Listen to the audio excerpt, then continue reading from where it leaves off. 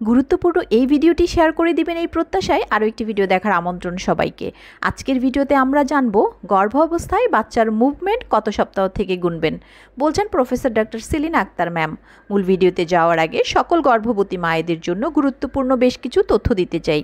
আপনি জানেন কি WHO নির্দেশিকা অনুসারে গর্ভ অবস্থায় কমপক্ষে 4 বার আপনার স্ত্রীরোগ বিশেষজ্ঞের পরামর্শ নিতে হবে।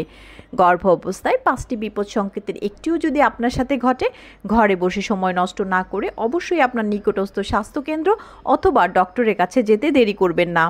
শুধুমাত্র জরুরি ক্ষেত্রে ঘরে বসে সময় নষ্ট না করে হোয়াটসঅ্যাপ ভিডিও কলের মাধ্যমে সিনিয়র স্ত্রীরোগ বিশেষজ্ঞের সাথে পরামর্শের জন্য কল করুন 01312178913 এই নাম্বারে। আর হ্যাঁ, সকল গাইনোকোলজিস্ট ডক্টরদের ইনফরমেশন বিস্তারিত জানতে আমাদেরকে ইনবক্স করতে পারেন।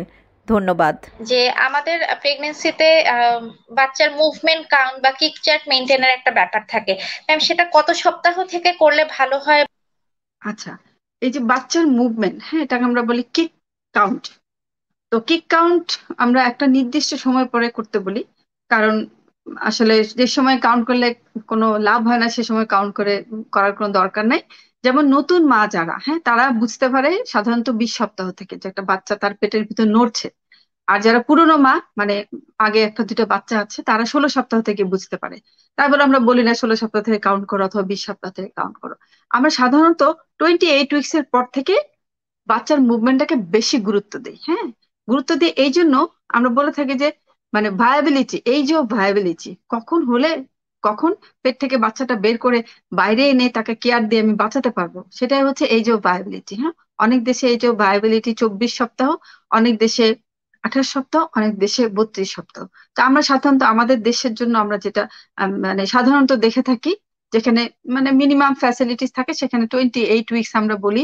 এটা এই যে ভায়াবিলিটি। আবার অনেক হায়ার সেন্টারে যেগুলো অনেক বেশি কি বলবো লজিস্টিক আছে, অনেক উন্নত চিকিৎসা আছে, সেই সমস্ত জায়গায় 24 উইকস বলে থাকি।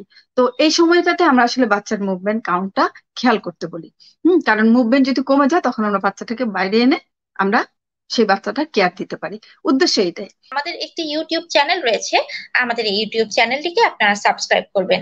আপনারা আশা করছি আপনারা আমাদের ভিডিওটিকে বেশি বেশি করে শেয়ার করে আপনার টাইমলাইনে রাখবেন, লাইক এবং কমেন্টস দিয়ে আমাদের সাথে থাকবেন।